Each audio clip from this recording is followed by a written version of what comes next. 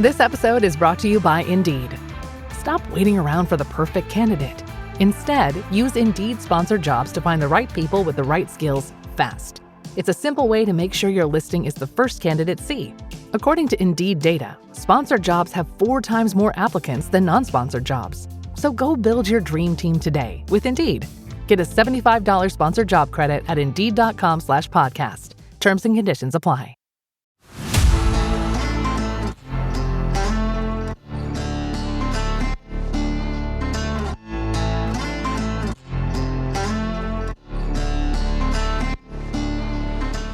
What's up, y'all? It's your host, Will, coming back for a new episode of the HuntStand podcast. On today's episode, we're going to be talking deer hunting, of course. It's November. You might be up in a tree stand right now on one of those all-day sits waiting for that cruiser to come by, or you're at work daydreaming about the rut. And so we're getting Mr. Justin Zarr of bowhunting.com and Bow Hunt or Die to come on and talk about rut hunting strategies. And specifically, we're going to be talking about how we overthink hunting the rut. It's become this romanticized, sexy thing. You know, there's like RUT 101, Rutcation, all this other crazy stuff out there. And so we get Justin on here to simplify it. He's going to bring in some simple nuts and bolts, golden nuggets for y'all to hear, but I'm not going to get into it too much. I'm going to let Justin talk more onto it because he's got some serious nuggets that y'all are going to want to take from this podcast. So we just want to thank y'all for tuning into the HuntStand podcast. You got lots of different options out there. We really appreciate all the support we've gotten from everybody so far. And again, y'all, if you haven't downloaded the HuntStand app, make sure you do. We got the free version. We've got the pro version that only costs you $29.99 a year. And then new this fall, we've got our pro whitetail tier. It's got a ton of new features from a rut map, whitetail activity forecast, and more that you don't want to miss out on, especially if you're trying to bag a big buck this year. So again, y'all, we just want to thank you for tuning in to the HuntStand podcast. And here's our man, Justin Zarr. All right, man. Well, let's get this thing rolling. So, Justin, man, I just want to welcome you to the HuntStand podcast. This is the first time we've had you on here. So just thanks for your time this morning. No problem. No better time than November 1st, right? I know, right? Kickoff to the rut, the unofficial kickoff to the rut. Yeah, the best time of year. It's the best time of year. Yeah, right? So, man, we're going to talk rut hunting strategies, deer hunting. We might go down a couple rabbit holes, but what I like to do to get each of these podcasts started, I like for the listeners to kind of get to know who you are. So I like for each guest to kind of give us that, what I call the 30-foot tree stand view instead of that, 30,000 foot view, but just kind of tell us about yourself, man. Kind of tell us, how you got into deer hunting, how you've got to where you are today. Sure. I can do that. Give you the 30-foot overview. Yeah. Man, I tell you what, I was, very fortunate to grow up in a hunting family. So I live here in Northern Illinois. My family spent a lot of time hunting northern Wisconsin when I was young. So I spent a lot of time following my dad around during rifle season in northern Wisconsin and doing deer drives and kind of being the lookout and whatnot. And, I was very fortunate. My dad got into bow hunting in the 80s and was super big into it. He took me to Canada with him, bear hunting, moose hunting, did a lot of deer hunting. Like as a kid, I was all over the place. Dude, you're living the dream as a kid. As a kid, I was, yeah, no doubt. He used to bring me along and I would film. I'd carry a video camera and film him hunting when I was, 11, 12 years old, something like that. Yeah. And, he owned an archery shop when I was a kid. So, I grew up in it. I didn't know any different. And then, as I grew up and time moved on, I was, just one of those deals, kind of right place, right time. Through a mutual friend, I met Todd Graff, who at the time owned huntingnet.com or hunting.net it was. Yep. At the time, he also owned a pheasant hunting club here in Illinois. And I actually just started working for Todd part-time on the weekends. I had another job and he needed some extra help on the weekends, just, putting birds out and helping members and cleaning pheasants and all that good stuff. So I started working with Todd. That was, I think, 2003. And then in 2004, came on full time working with Todd at, HuntingNet and some of the IT businesses that Todd has. And then, we started bowhunting.com in 2008. Okay. So Todd had sold hunting.net. was looking for something else to do. And since him and I are both, bow hunting is always like our passion, we decided bowhunting.com was going to be the next adventure. So we started that in '08. I want to say we started filming our hunts in right around that same time, actually. I think we started filming our hunts. And then in 2010, we started Bow Hunt or Die, which was our online show. Todd just had this idea like, hey, man, we're already filming our hunts. Like, why wait to edit a DVD and put it out next year? We'll just put it up on the website and let people watch it there. So that was kind of the beginning of Bow Hunt or Die, and here we are 12 years later, still doing it, man. We got a team of, 25-ish guys, all around the country that film and contribute to the show. Plus Todd and myself here in Illinois. So that's the 30-foot overview, hopefully, of everything. I like it, man. I like it. Now, y'all are over 500 episodes. Am I wrong, on the YouTube channel? Yeah. We just did our 500th episode here recently. Jeez. So yeah, crazy. I mean, it was like, I didn't even realize one of the guys that works for us was like, hey man, I was totaling up like all the episodes and like, we're pretty close to 500. I was like, oh my gosh, like that makes me feel old. But yeah, we just finished up the 500th here. So we're, I don't know, 503 or 4 now, something like that. Golly, man. And it's definitely been a huge success. So kudos to you guys on everything that y'all do. It's crazy how it's changed. The early days was, kind of followed that TV model of like seasons, and there'd be, 13 episodes or whatever. And then you'd take a break and then, come back with another season. And now, content today, the way that it's, manufactured and delivered, like the season never ends. It's just a constant rolling, creating content all the time. There's no break. There's no like 13 episodes. That's like a month now. That used to be a whole year. I know. Now it's like, we do 13 in a month. So it's interesting how it's changed. Jeez, man. And you said y'all have 25 guys across the nation that are helping y'all grab this content, right? Yeah, we got about 25 guys out there with cameras running around, shooting stuff and sending it in for the show. So yeah, it's pretty crazy. Dang. That's pretty cool that y'all put together a team that big. I mean, I'm sure that's taken some time too, hadn't it? Yeah, it's we've had a lot of folks kind of come and go through the years. It's you got to find the right people. You got to find the people that love it, the people that are doing it for the right reasons, the ones that can contribute good content.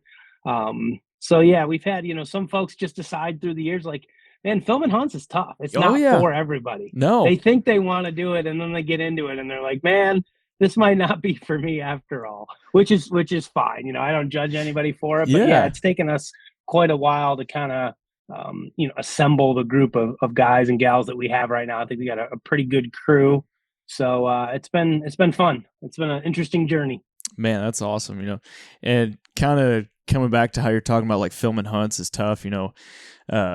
I've been filming hunts this past fall, and my dad's retired, and so I needed a camera guy. I'm like, well, keep him busy, something to do. So he knows how to run a camera, and he's been teaching, or I've been teaching him, and he's been, picking it up pretty quick. And we went out the other night, and we had a bunch of does come in. We were just filling the freezer, go to shoot, turn, talk to the camera, and he goes, you might need to check back. I'm like, why? And he goes, I think I forgot to hit record. Yeah. So it's definitely tough. So all those that are out there, I think, listening to this or that want to do this, it's not always easy as it seems. I've done it twice. The double punch the record button. That's what he did. All the years of filming, man. I mean, I've filmed a lot of stuff, but I've done that twice, and there's a sinking feeling in the pit of your stomach when you go to review the footage and it's not there. Oh no, he was starting to. He goes, I got to climb down. I'm sick. I'm just sick to my stomach. I can't believe I did. I'm like, hey, you're not the only one that's ever done it. Trust me. Yeah. So, well, man, what I want to talk to you about today. It's November 1st. We were just talking before the podcast. You're up in the stand this morning, and I want to talk and get you to kind of tell the listeners what some of your rut hunting strategies are that you use every year. There's probably hundreds of different types of things that guys do, but I want to talk to you so that way the listeners can pick up on what you lean on heavily every November. Sure. So it may not be a set number. We're not talking 5, 10, 15 strategies. I want the first thing that pops into your head and what Justin does every November, man. Yeah, I mean, I've always said this. Like when it comes to the rut, I like to cut out all the fancy crap, right? I think Yeah. there's a lot of guys that, when you look at, pre-rut hunting, like some of the more, I don't want to say they're fads because they've been around for a while, but some of the like topics, so to speak, they get talked about a lot, Yeah. right? Like moving in close to buck beds and finding where they're living and hunting right Hmm. on top of them and all that stuff. That's great. Those are all great, like October pre-rut tactics. And if you've got a buck, semi pinned down, those are great ways to try and kill them. Yeah. Problem is, once that rut starts, it's like everything changes. Out the So window. for me, yeah, it's out the window. Like that deer's not maybe living in that spot anymore. Hmm. He's moving. So for me, it's always been about finding does, right? That whole transition of kind of hunting the buck bed, like trying to get close to where they're bedding, catch them, after they get up out of their bed, before they get to food at night, like that changes. And instead of doing that to a buck, I'm trying to do that to where the does are at, Yeah. and I think, as we were talking kind of before we recorded, like I went out this morning, I didn't see anything, right? I walk in the dark this morning, there's scrapes all over the place. I know the spot that I'm in is a good kind of buck area. Hmm. Bucks just weren't there this morning, right? They were probably out looking for does, and this isn't a really good doe area, which most likely contributes to why I wasn't seeing any deer. So my strategy here is going to really change to move into where all those doe groups are at, Hmm. right? Because that's ultimately where the bucks are going to be. I think when it comes to the rut, like it's not rocket science, right? All these, like I said, all these crazy tactics that guys talk about and make videos about and Yep. debate online and everything, like all great stuff. But when it comes to the rut, it's just all about the basics, right? I'm looking for does, um, first and foremost. Beyond that, obviously, since I'm bow hunting, for me, it's funnels, Hmm. pinch points, in doe areas. So, I like to do a lot of all day sits when I can. Had a lot of good luck on all day sits. So typically, what I'll do on an all day sit is I'll start my morning maybe in or around like a doe bedding area, Yeah. and I'll sit there through, it might be 1, 2 o'clock in the afternoon. And if I'm seeing good action, I'll stay. If I'm not, a lot of times I'll jump out of there and I'll move to like a food source, a cut cornfield, food plot, somewhere where I know the does are going to be at night because that's, typically where the bucks are going to be Yeah. in there looking for them. So, like, those are my main tactics for the rut, right? Find the does, hunt the pinch points in the travel corridors, and sit as much as you possibly can, It's right? I mean, those three things are a pretty decent recipe for rut success most of the time. man, that's a great way to simplify it, because I just feel like there's so much stuff out there, just kind of like, I think what's kind of happened to bow hunting over, maybe the past 4 or 5 years is it's gotten so romanticized and, Sure. like sexy this, sexy that, and it just gets overly complicated. And I think there's some dudes that they get out there and it's just like information overload and they overthink it. And they never. I'm guilty of that. I think we all are. Dude, I am I mean, too. I am too. I mean, especially like, I know it's kind of off topic, but when it comes to bow building and stuff, I got a press here at the house and I start getting into FOC and oh my God, yeah, dude. It's just, just put the arrow in the right spot, and most of that other stuff doesn't matter. I know, you man. know, I, when it comes to the tech side of things and shooting a bow, I've always talked about bow hunting as like two very distinct halves, right? Mhm. There's the hunting part of it, getting close enough to an animal, keeping it together, making a shot, right? There's that piece of it. And then there's like the archery side of it, right? Yeah. The gear, all the equipment, and all that stuff. And it's so much easier for people to focus on the gear and the equipment and obsess over it. Like, because it's easy to do, I can do it from in front of my computer or Yeah. in my shops, basically right behind me. I can sit here and tinker and play with stuff and go in my garage and wrap everything with stealth strips and get everything ready to go. Mhm.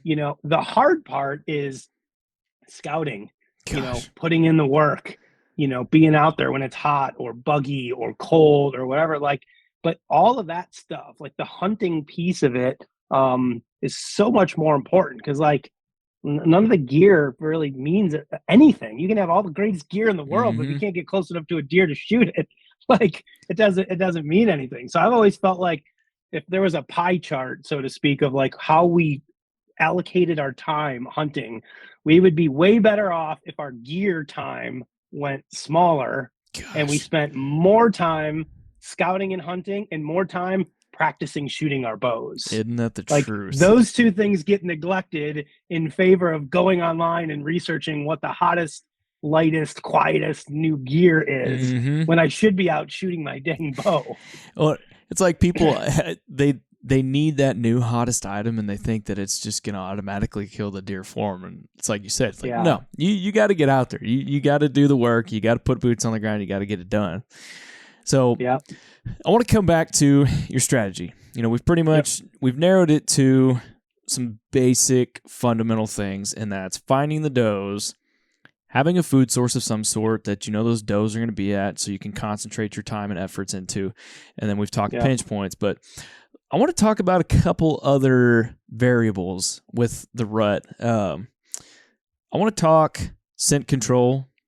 I want to talk scent usage, if you use that all, and the moon. So how do you let the moon play into your rut hunting strategies? I don't. Don't worry about it. I couldn't tell you what the moon is right now. I used to, and I tell you, and when I was younger, to your point, I kind of overcomplicated everything I did. I looked at every possible detail, whether it was the moon and the barometric pressure and the wind direction, you know, from day to day, and the temperatures and just all these different things. But in reality, like, I think for most of us, right, we've only got a certain amount of time and days that we can go hunting. Today, this morning was a morning that I was fortunate enough that my schedule allowed me to go hunting. Yeah. Like, was I not gonna hunt if the pressure wasn't right, or if the moon wasn't right, or like, I was going regardless. So what I realized is, like, I'm not going to pay attention to that stuff because it doesn't affect when I actually go hunting. You know, I think for some people, maybe it affects like when they're planning on taking a vacation. If they're, you know, I'm fortunate enough to be fairly flexible in my schedule, so I can move things around if I need to. I know for some folks, like, they got to put in vacation time weeks or months ahead. And so they're going to plan that based on the moon. You know, I tell you, just the moon thing is very interesting because, you know, there's a lot of really good, successful hunters out there that swear by it. And then there's a lot of scientists that say it's all bogus, right? And it's like, who do you really believe, you know? A lot of times I think our own biases play a part in, like, what we believe that we're seeing based on certain conditions. So, like, if a day in our mind is supposed to be really good and we go out and we see something, well, great, that's why we saw something. If in our mind it's supposed to be a bad day and we don't see anything, well, it's because it was a bad day. Because of the wrong, you know, moon or pressure or whatever. So, like I said, I don't really pay attention to the moon anymore, to be completely honest with you. I'm going to hunt whenever I can hunt. I think when the time is right, and it's the rut and the deer need to breed, like, they're going to breed. Absolutely. So for me, I'm going to go hunt as much as I possibly can, regardless of that stuff. Scent control wise, like a lot of guys, I think I was a crazy fanatic person for many, many years. Super worried about it. And as I've gotten older, that pendulum has swung a little bit, and now I think I've found kind of my happy balance of where I believe I'm happy with my scent control. You know, for me, it's all about, like, you know, obviously trying to play the win, right? And I know that's like an old cliche, right? Play the win. But I mean, that really is number one in scent control for me, is just playing the win and making sure that I'm in the right spot. Obviously, though, deer are wild animals. They don't always read the script, as we know, right? Never. So it's like, we think something's going to happen and something else happens. So, I mean, scent control does still play a role in that. So, you know, I'll give you an example. As this morning, right? I woke up, took a shower, you know, scent-free shower, drove out to my spot. I think today's Tuesday. So on Sunday evening before I hunted, I ozoned all my gear. I do believe in ozone a lot. I don't use it as much as some people are a little crazy with the ozone, I think. I know guys that ozone their stuff for like an hour, like, before every hunt. I'm kind of like a once a week, maybe, you know, type of thing. Obviously, the big issue with ozone is just it eats like rubber and elastic. So there's certain things I need to take out of my tote that I don't want to get ruined Yeah. if I ozone too much on them. But yeah, I mean, I ozoned everything on Sunday, keep it in in its own tote. My boots are in the back of my truck, all that stuff. Drove out, got dressed, sprayed down this morning. I will run an ozonics unit at times. I don't always run it. It's just one more thing to carry. But on a morning like this morning, it was like basically no wind. And if you have those no wind mornings, what you find is that your scent is kind of going everywhere. Like I could take a breath and it was going east, and then I could take another breath and it was going west. And it was like on days like that where it's hard to play the wind, I will run an ozonics unit. Yeah. I do believe that they work. The new one is actually really nice. This is my first season using the new HR 500 that just came out. It's very quiet, and that was my biggest complaint about my old ozonics unit. Was like a morning like this morning where there's no wind and it's dead calm. I hated listening to that stupid thing run over my head. It just like ruined the experience for me. So I stopped using it. Got a new one this year, and it's almost dead silent. You almost can't even hear it running up there, which is very nice. So I will run one, like I said, on occasion. If I'm going somewhere where I think I'm pushing the wind, like, I'll run it. I don't run it all the time. As for scents, I will use some scents, from time to time. I used a decoy the other night, so I used a lot of buck urine, around that. Outside of a decoy, I don't use a ton of scent. I will use scent again in those occasions where like I feel like maybe I'm pushing it a little bit with the wind. Yep. I'll take some scent actually just up into the tree with me and spray it, in the air just to kind of, whether I'm using it as a cover scent more or an attractant or just something that hopefully maybe buys me those couple extra seconds that I might need, in the event that a deer comes in a spot where he's not supposed to. Yeah. But that's really about it for scents for me. Man, coming back to wind for a minute, I'm in this weird thing with wind right now because there's been times where it's really screwed me. And then the other night, I mean, it was like a good solid, kind of 5 to 10 mile an hour wind, and had the wind in our face. And I'm like, I knew where these deer were supposed to be coming from because they load up into certain areas this time of year. So I'm like, okay, they're going to be over in this thicket. They're going to come out of there. Wind's going to be perfect. We're starting to get into those last few minutes of light, and I look right downwind of us.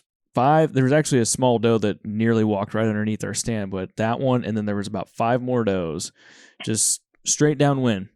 Couldn't care, didn't matter. I mean, we had sprayed down a little bit, and then I've got one of those Conquest scent stinks that I put up in the tree. Sure. They didn't care. And there's been other times where it's like how you said, it's just kind of dead. Wind disperses, and the deer just freak out, man. And so I'm just like, man. Yeah. I'm kind of like, do I need the ozonics? Do I need the ozone? Do I need all this? Or, there's at times where I'm like, oh, I didn't need There's been years when I've done nothing. I mean, there's been years when, I don't even take a scent-free shower. I just throw on my clothes that have been sitting in the back of the truck and go hunt. And I've killed plenty of deer doing it. Same.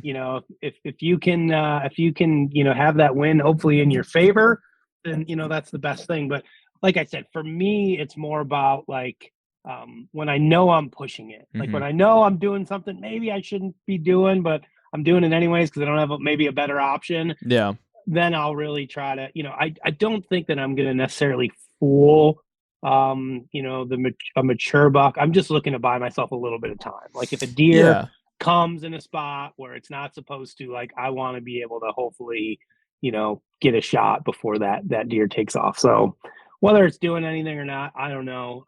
Like I said, I've always believed in ozone on my clothing. I think it's a nice, really easy way to kind of get your stuff clean, because I can throw it all. I own a big tote. I put everything in there, my backpack, my climbing sticks, my saddle, everything, all my clothes, everything goes in there. I take an ozone unit, I turn it on, put the lid on, and then in the half hour it takes me to drive from home to where I'm hunting, that ozone's really impregnated everything that's in there and, gets a lot of that funk out of there. Yeah. The ozonics thing, like I said, man, I think it works. And I know enough really good, experienced hunters whose opinions that I trust and value that, have told me time and time again that the thing works. For me, it was just always like, it's one more battery to charge, one more thing to carry. Ain't that the My truth? backpack's heavy and full enough as it is. Yes. So that was always kind of the thing that got left behind. And I just wasn't super happy with that fan noise. But I will say I've used it, like my last 3 sits, I've used it. And this morning was the real test because it was, quiet. You could hear a pin drop this morning. And I couldn't even tell you the thing was up there. I had to like check to make sure it was actually still running. So did I turn that on? on? Pretty impressed with the new unit. Heck yeah, man. All right, y'all, we're going to interrupt this podcast real quick for a quick word from our sponsors. The HuntStand podcast is brought to you by Lacrosse Footwear, innovating boots that endure with you through every adventure, now and forever forward. The HuntStand podcast is also brought to you by Springfield Armory and Winchester. And finally, the HuntStand podcast is brought to you by Yamaha and its full line of class-defining, adventure-seeking motorcycles, ATVs, and side-by-side vehicles. All right, y'all, we're going to get back to this episode of the HuntStand podcast. I'm going to have to grab me one of those. So going back to scents, do you like to put out any kind of scent drips, scrape drips, or will you do scent drags at all? I've never really done scent drags. Scrape stuff I will do when I feel like it's needed. Mm-hmm. I feel like so mock scrapes, right? I think mock scrapes for a lot of people are they could be a really great tool to try to harvest a deer. But I think people tend to maybe overuse them, and then they don't necessarily use them properly or in a location that's conducive to actually having success. It's just like, it's kind of a popular, easy fad thing to do. I'm going to go out, I'm going to put a camera here, I'm going to drip some stuff on it, and call They'll it, find it. made a mock scrape. Yeah. I think if you talk to the guys that are really successful at using mock scrapes, like they need to be freshened on a regular basis. They need to be in a specific location that's conducive to getting a buck to visit them during daylight. And really they do serve a purpose, but I think for a lot of guys, it's just like a convenience. I'm going to put one here and throw a camera on it and, see what shows up type of deal. Mm-hmm. So for me, like I said, if I think I know where a buck is living, but maybe he's just not a daylight mover, or it's October and I'm trying to, have him visit a spot, a specific location before dark, maybe you're waiting for that first good cold front. Like in those cases, I'm a big fan of mock scrapes. I think if done properly, they could be really, really good. With the goal, the goal of any mock scrape, right, is that they get taken over by, the actual deer that are living there. And then you just kind of continue to freshen it up, as you go. But they don't really work unless you freshen them up fairly regularly. Right? Yeah. That's kind of the whole point of them. A lot of people just make them and then they leave them. So, I mean, if you're going to do it, you kind of got to commit to the process of actually doing it. When it comes to freshening up, this might be a little bit of a controversial topic for some folks out there. I think there's a lot of guys that they try to get like that perfect scent that they put on these, or they have a drip that they put on it. And I myself have done this next method, but do you ever urinate in your scrapes? We were just talking about this the other day. I mean, I do. I'm not against it by any means. It's just I do it like if I happen to have to go to the bathroom and I'm walking past a scrape, I'll pee in it. But I'm like, I don't set out with like, I'm going to go to this scrape and pee in it. No. Like, it's kind of like if I'm there and I got to pee, I'm peeing in it for sure. But that's really about it for me. Well, man, being from Texas, we always thought like there's guys that'll carry gallon jugs to their stands and stuff just because they're afraid of that scent. So I kind of grew up. Oh, the pee jug. Yes. Yeah, the pee jug. I grew up with, you got to take that piss jug with you because there's this stigma that, oh man, that deer's going to smell your pee and it's never going to come in. Well, last year I got to go hunt Nebraska for the first time with Josh on our team here. And we went and hunted the first week in November. I actually left on November 1st. And we get up there and, we had seen a little bit of deer movement. We had this pretty solid trail that was coming in front of our tree stand. And Josh was like, man, have you tried a mock scrape? I'm like, no, man, we don't do that in Texas. Like, we don't worry about that down here. I mean, unless you're on a piece of public land or something that you somehow got the draw on. And he's like, well, try one, man. And I'm like, well, dude, I don't have any sense or anything. He's like, just piss in it. I'm like, what? And I kid you not, Are man. you insane? I know, that was my thought. I'm like, dude, he's going to make me blow this whole area up. I'm not going to see a deer. So that evening, we had a couple deer come in, and me and the camera guy kind of were talking. We're like, man, what the hell? Why not? So made a quick mock scrape with some antlers that we had that we'd been banging together, and I just pissed in it. Well, the next morning we came back. There were 3 new scrapes or 3 new rubs in the area. This deer had come in and completely destroyed this scrape, had knocked down, I guess you could call what he now had a licking branch there. Next morning, we're sitting there. There's a 10-point coming in and checking it that next morning and scraping it. Yeah. I'm like, okay, I will be doing this from now on. So this whole pee jug thing, not worried about that anymore. I feel like in hunting, there's a lot of things that have been kind of passed down from earlier generations. Yeah. And that's one of them that, like doesn't have any real like basis, but it's just like, that's what my dad taught me. Like I was like scared to death to pee out of my tree stand when I was younger. We brought pee bottles. I remember, so the Wenzel brothers, so Gene and Barry Wenzel used to go around and do these like seminars in the Midwest. And my dad took me to a seminar. I must have been, 10, 11 years old. I remember it was at like a hotel ballroom thing. Oh, gosh. And they did this whole seminar. It's a bunch of dudes, hunters. And that's back, they were some of the pioneers of like bow hunting videos. Bow hunting October whitetails was like a video I watched a million times as a kid. And I remember them telling stories about like peeing in bottles and everything. And these were guys that were like widely considered some of the best, most successful bow hunters out there. So it was just kind of ingrained into my head, like, don't pee anywhere around your tree stand. Gotta wear rubber boots like at all times, no matter what. Like wearing a non-rubber boot was a sin. And just like all these different things that I've since like learned as I've gotten older, that like, man, none of this stuff really matters as much as I thought that it did. I know.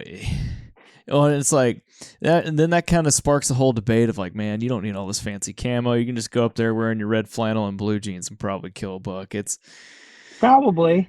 I mean, people have done it, for a long time. And now there's this like, it's kind of a trend right now where guys are like, revolting against, that stuff. And I see dudes all the time. They're out there in, flannels and a wool vest or whatever. And, a pair of solid color, Carhartts and, shooting deer. Getting it done. So yeah, it's interesting. It's like the hunting counterculture. Oh no, it's quite hilarious, but that's all right. We all get to hunt. So, man, the next thing I want to talk to you about, do you implement any kind of calling? Do you rattle? Do you do any of that in your rut strategy? Sure. 100%. I rattle every time I sit. Okay. I would say I rattle pretty much every time I sit from like late October through December, or through at least the end of November for sure. Rattling is for me one of the best calling methods. I've rattled in, a number of bucks over the years that I've shot. So yeah, 100%. I'm all about rattling. I don't grunt a ton. I mean, I'll grunt when I rattle. I don't really blind grunt a lot. Just take a grunt call and blow on it. Yeah. I will if I see a deer. If I see a deer, I will 100% call to them. So I'm big on, grunt calling to bucks that I can see with my own eyes, because I think there's a lot that goes into kind of knowing when to call and based on their body language and whatnot. But when it comes to blind calling, I'm all about rattling. Are you the kind of guy, like I tried this method where if I'm up in a tree stand, I'll actually have a really long piece of paracord tied to 2 antlers. You're that guy. Dude, I mean, I hate when you're up there and, you've got your bow hanging or your rifle, whatever your method is, and you're just sitting there banging, and then all of a sudden shooter buck comes walking in. Then I'm like, I hate having to worry about hanging them back up and then grabbing the bow. I like holding the bow. Yeah. I like having the bow tight there if I've got one of the swiveling hangers, and then I'll just sit there and right underneath my tree. And it's worked for me a few times. Yeah, I'm sure it works. I mean, I've never had the issue where they're on me so quick that I can't put the antlers down and shoot them. Yeah. I wish that would be a great problem to have. Well, let's see. That's what I got in You Texas. know? I mean, I get up in the biggest tree I have is a 14, 15 foot live oak that I get up in, and I'm covered in Right. cedar. So I mean, you look up and all of a sudden there's a buck standing at 20 yards. Like, oh crap. Yeah. I hear you. It is interesting how calling and rattling and stuff works differently in different areas Mm-hmm. of the country. I'll rattle in, a handful of bucks every fall, usually younger, smaller deer. Same. But we went out to Wyoming, and I think 2 or 3 years ago in November in the rut out there, and we would rattle in 3 or 4 bucks every time we hit the horns together. Jeez. I mean, almost get run over. It was insane. I've never seen the response to calling like I saw out there. Like, I was like, man, I wish they did this back home. Man, that sounds like South know? Texas. Yeah. And I think, I remember, again, growing up watching like old hunting VHS videos. I think those were some of the first guys I remember seeing rattle for deer was down in South Texas. So yeah, it's interesting how it works differently. And I'm sure it's dependent on, hunting pressure, deer population, buck to doe ratio. There's a lot that goes into like how responsive they are to calling. Mm-hmm. But yeah, like I said, man, I usually won't hunt this time of year without hitting the antlers together. Man, that's kind of where I'm getting to. Right around Thanksgiving is typically when the rut really gets hot and heavy here. I might do it a little bit in another week or two, but right about Thanksgiving all the way through December, every sit, I'm doing the same thing. So, I mean, I haven't seen it scare a lot of deer away, right? So for me, I feel like there's not a lot of downside to rattling. Usually they're either going to respond and come in, or they're just going to ignore it. Right, one of the two. So there's not like it's not like I'm taking a risk. The only thing I don't like about calling in general, like if I had my preference, I would shoot a deer that's naturally on a regular movement pattern, right, versus a deer that I've called in, because obviously when you call them in, they're coming, they're looking, they're checking the wind, they're on alert. So I find that it's a little bit more difficult sometimes to get those deer. So if I had my preference, I'd love one just meandering through the woods without a care in the world, But like I said, this time of year, they're covering so much ground this time of year too. That's the other thing about rattling is I might rattle every 30 minutes, all day. If I'm doing an all day sit, I might rattle every 30 minutes all day long, because you just never know when there's going to be a buck 100 or 200 yards away that you can't see that wasn't there, 10 minutes ago. So I if the neighbors are sitting all day anywhere near me, they're probably like, good Lord, this guy and his antlers just all day long. Hey, if it works, it works, man. Yeah, no doubt. What about doe bleats? I know some guys that use it kind of blindly. I mean, is that you, or what do you do? I won't use them blindly. I think they're great, man. I've called in a number of pretty good bucks with a doe bleat, with like a can call. And but again, I'm typically, if I'm grunting and it's not part of like a rattling sequence, it's because I've seen a deer and I'm trying to get their attention. I mean, man, it's November. I might even start, with the doe bleat here pretty soon. Speaking of which, I need to go find mine, because I don't know where it's at. It's not in my bag, right? It's not in my bag right now. But yeah, I mean, like I said, I've surprisingly, like, what I found that's interesting about calling to deer, and there's a hunt actually that one of my guys killed a really nice buck about 4 or 5 days ago here in Illinois. And I was just reviewing his footage. We were editing his show last night. And it's just another classic case where, like, he sees this deer, calls to him, grunts to him, right? Gets his attention, but he kind of isn't going to commit. And then he grunts again, and he gets his attention, and he starts coming, but then kind of loses interest, you know, and grunts again. And saying it's like this back and forth, and eventually starts snort wheezing at him. And that's like what does the trick, right? All of a sudden, like, that was the call that did it. And now here he comes. And I've seen that a lot with deer, where it's like they won't respond to maybe a grunt call. You snort wheeze at them, maybe they don't respond to that. And the old proverbial, like, throw the kitchen sink at them. Maybe I'll rattle at them. Maybe I'll, And it's like you just keep hitting them with everything until you find whatever it is that seems to trip their trigger, and then they commit and they come in. It's just always just very interesting. I don't know if it has to do with their state of mind that they just happen to be in, Yeah. or what, but it's really kind of a cool thing to see. Yeah, I've tried it and it's worked some and it hadn't worked some. So it's And yeah, you sometimes just there's nothing you can do, and they just don't care. exactly. I think it really all just boils down to you just got to put time in the stand and literally, if you have to, throw the kitchen sink at them. Yeah. So yeah, Todd and I filmed like a funny video a couple years ago that was like a parody of like throwing the kitchen sink at him.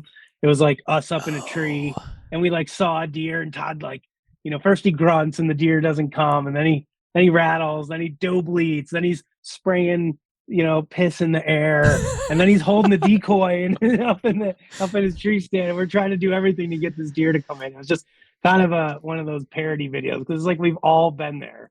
You see a deer, and it's just like they just don't want to respond to anything. I remember that. Yeah, that was a couple of years ago. That was pretty funny. Man, so one of the last question I want to ask you is, are you more of a pre-rut guy, a peak rut guy, or a waning rut guy? Do you like to hunt? Because I know some of the things that guys run into is when you're in that pre-rut phase, you've got those bucks that they're not really committed to a doe yet. They're not really locked down. They're roaming. So like kind of what you're dealing with right now, some guys love the peak rut. And then there's other guys that like the waning rut because you might still have that buck or two that's still roaming. They've, they're done with one or two does, and they want to find one or two more. Like, where do you sit on that?